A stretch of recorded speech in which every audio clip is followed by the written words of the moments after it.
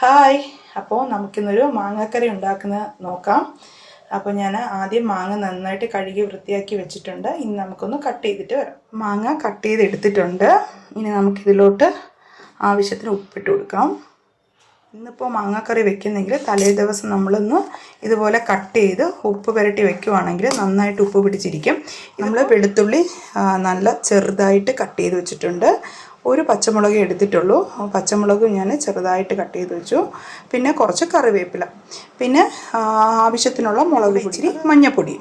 പിന്നെ എൻ്റെ കയ്യിൽ കട്ട കായം ആയത് കാരണം ഞാൻ വെള്ളത്തിൽ കുറച്ച് നേരം കൗരാനിട്ട് വെച്ചിട്ടുണ്ട്. അപ്പോൾ ഒന്ന് അലിഞ്ഞ് വരും. അപ്പോൾ ഇത്രയും സാധനങ്ങളാണ് എടുത്തിട്ടുള്ളത്. ഒരു ചീനച്ചട്ടി വെച്ച് കൊടുത്തിട്ടുണ്ട്. ഇതൊന്ന് ചൂടാവട്ടെ. എന്നിട്ട് നമുക്കിതിലോട്ട് വെളിച്ചെണ്ണ ഒഴിച്ചു കൊടുക്കാം. അപ്പോൾ ഞാനിവിടെ വെളിച്ചെണ്ണയാണ് ഉപയോഗിക്കുന്നത്. നല്ലെണ്ണ നമുക്ക് ഉപയോഗിക്കാം. നല്ലെണ്ണ ഉപയോഗിച്ച് ഉണ്ടാക്കുകയാണെങ്കിൽ കുറച്ചധികം ദിവസം നമുക്ക് കേടുകൂടാതെ ഏറ്റവും നല്ലത് നല്ലെണ്ണ കൊണ്ട് ഉണ്ടാക്കുന്നതാണ്. ഒഴിച്ചു കൊടുക്കാം. എണ്ണ ചൂടായിട്ടുണ്ട്. നമുക്ക് കടുക് ഇട്ട് കൊടുക്കാം. കടുക് പൊട്ടി നമുക്ക് കുറച്ച് കറിവേപ്പില ഇനി വെളുത്തുള്ളി കട്ട് ചെയ്ത് വെച്ചിട്ട് ഇട്ട് കൊടുക്കാം. പച്ചമുളക് കൂടെ ഇട്ടു. ഇതൊന്ന് നന്നായിട്ടൊന്ന് വഴറ്റി കൊടുക്കാം. അപ്പോൾ ഇതൊന്ന് മൂത്ത് വന്നിട്ടുണ്ട്.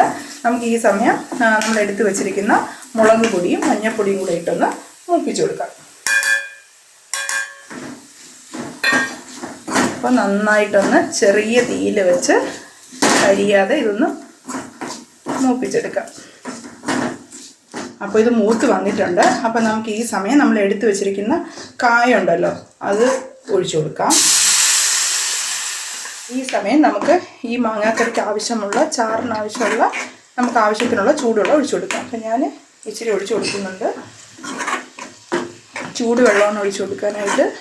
ഇനി ഇത് നന്നായിട്ടൊന്ന് തിളച്ച് വരട്ടെ. ഈ സമയം നമുക്ക് കുറച്ച് ഉലുവാപ്പൊടിയും കൂടി ഇട്ട് കൊടുക്കാം. ഒരുപാടാവണ്ട, ആവശ്യത്തിന് മതി, ഇല്ലെങ്കിൽ നമുക്ക് കയ്പുണ്ടാവും. അപ്പോൾ ഇത് നന്നായിട്ട് തിളച്ച് വന്നിട്ടുണ്ട്.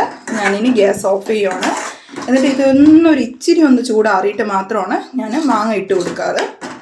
ഇത് ഇച്ചിരി ഒന്ന് തണുത്തിട്ടുണ്ട്. നമുക്കിനി ഇതിലോട്ട് മാങ്ങ തട്ടിക്കൊടുക്കാം.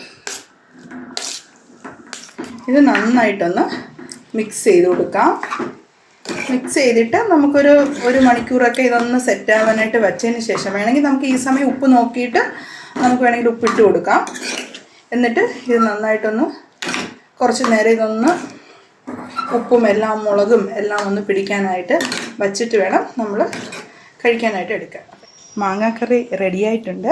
അപ്പോൾ വീഡിയോ ഇഷ്ടപ്പെട്ട എല്ലാവരും ഒന്ന് സബ്സ്ക്രൈബ് ചെയ്ത് സപ്പോർട്ട് ചെയ്യണേ. ബൈ.